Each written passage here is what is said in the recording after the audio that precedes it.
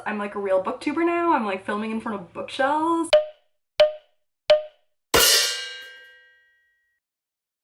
Hi, this is Deboki, and today I am going to be reviewing King of Scars by Leigh Bardugo. King of Scars is Leigh Bardugo's latest addition to the Grishaverse, which started, of course, with her first Grishaverse trilogy, Grisha trilogy. I don't know, I always call it the Shadow and Bone trilogy when I remember that it was called. The first book in the trilogy was called Shadow and Bone. King of Scars is largely centered around Nikolai Lantsov, who we've met in that Shadow and Bone trilogy, who is now ruler of Ravka and is confronting some very literal internal demons while also trying to maintain power and stability basically for his kingdom. I'm gonna be honest, when this book was announced, I groaned. I was not particularly excited.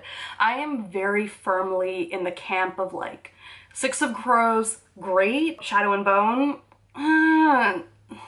not so great. That first trilogy, it's fine. I think it's very standard, kind of typical current YA in a way that does not work for me personally. It's just not something that I'm into, but it was pretty decently written and the setting was interesting. So that's basically how I finished that trilogy.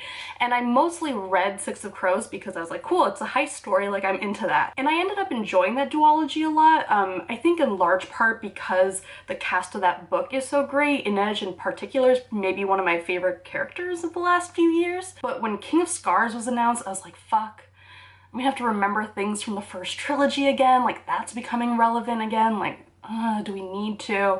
But with that said, I actually enjoyed King of Scars more than I expected to, but also less when I realized that it's part one of a duology. Like I mentioned, part of what I wasn't excited about was returning to characters from that first trilogy, but then this book ended up pulling kind of a switcheroo on me. For me, the best parts of this book were rooted in the first trilogy, and most of the worst parts of it were rooted in Six of Crows. Like Six of Crows, King of Scars is told through multiple points of view. It's each chapter is a different character, you see what they see, all that good stuff. And the 3 points of view that we get most frequently are Nikolai and Zoya, who we mostly know from Trilogy 1, and Nina, who we mostly know from Six of Crows. Nikolai and Zoya's perspectives ended up being my favorite parts of this book. These are two characters who from the original trilogy were, as far as I can remember, deeply enigmatic, but also on very opposite ends of the charismatic spectrum. Seeing how those paths, though, from the original books lead to where they are in King of Scars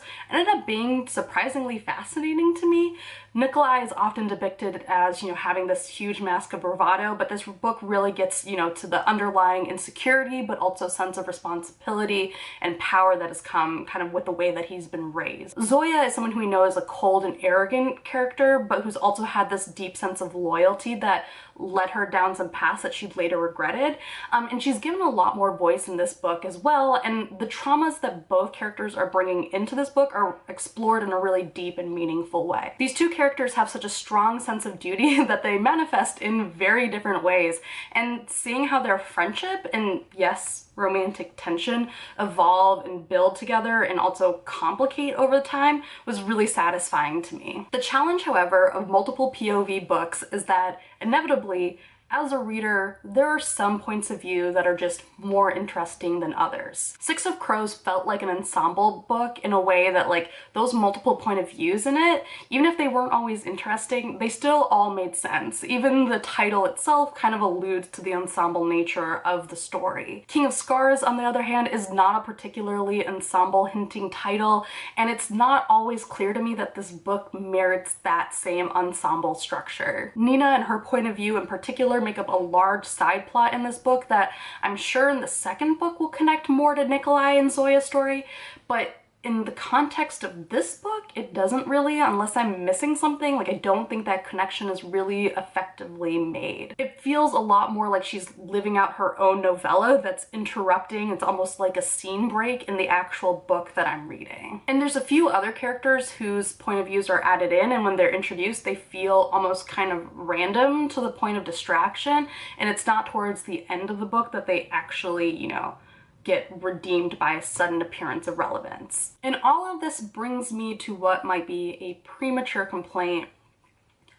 I'm not sure why this book is a duology.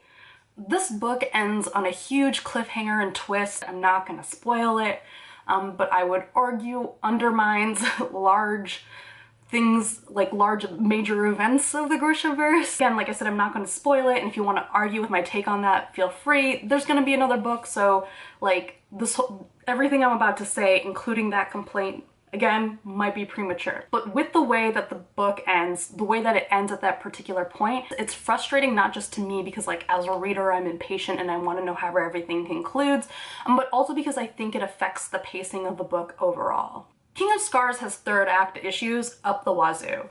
Hijinks ensue one after another. The reader is compelled to change their entire understanding of how magic in this world operates.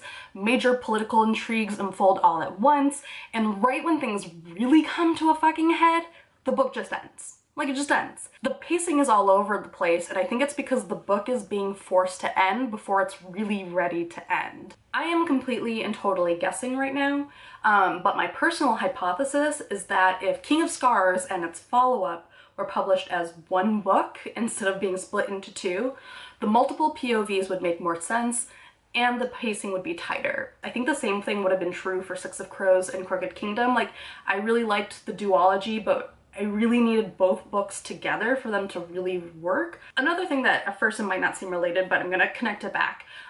Something that I've heard people say about Six of Crows and that I agree with is that the characters in that book read older than they are. There's just something about the life experiences and personalities, as well as the internal conflicts that a lot of the characters are going through that, you know, despite all the unrelatability of their surroundings and the events around them, feels more relatable to the experiences of being in your 20s than being a teenager. And I'm mentioning it now because I think what that sort of pointed to in Six of Crows is sort of a trade-off with that book being in the YA genre, a trade-off that I think is also being made in King of Scars. Not necessarily, you know, in the ages of the characters, you know, the characters have been allowed to get older, but in the structure of the book. There's a few reasons why King of Scars and Six of Crows might be part one of two books, and I don't know why. I don't know why, you know, the publishers or Bardugo or anyone decided to go with the duology. So again, completely a guess, and I don't know what the fuck I'm talking about.